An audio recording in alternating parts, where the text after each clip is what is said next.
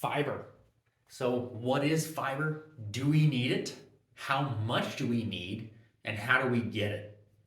Fiber is an edible substance that is found exclusively in plant foods. It is in most cases not a food for you. It is more a food for the bacteria that's living in your digestive system to sustain that and keep a healthy digestive system. The other main function of fiber is it acts as a sort of toothbrush that cleans out your digestive tract in a very healthy and natural way. So to answer my own question, yes, we absolutely do need it. Fiber is considered an essential nutrient for optimal health. How much we need is really dependent a little bit on individual differences.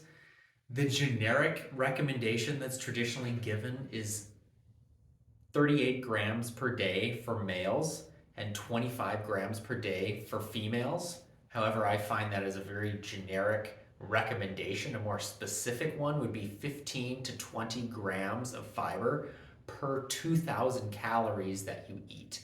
So it can scale up or down based on how much food you eat in a day. I think that's a little bit more specific of a recommendation for fiber.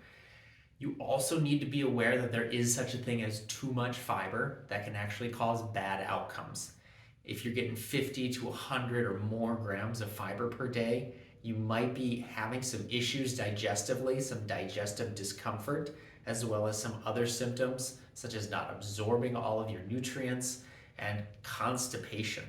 And so if you're getting up to that 50, 60, 80, 100 range, I'd maybe cool off and bring the fiber down a little bit. Sources of food that we get fiber in, like I mentioned before, are exclusively plant-based foods.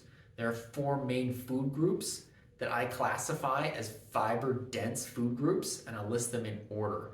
The most fiber per calorie or per unit of volume in a food group is beans, such as a black bean, pinto bean, things of that nature.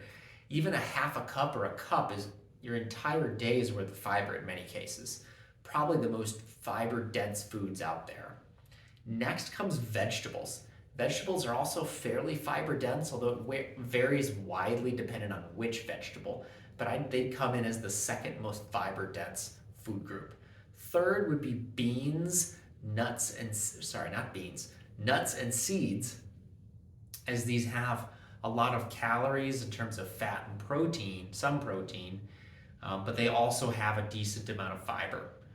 The last food group, which still has a good amount of fiber, but it's probably not the most, is whole fruit.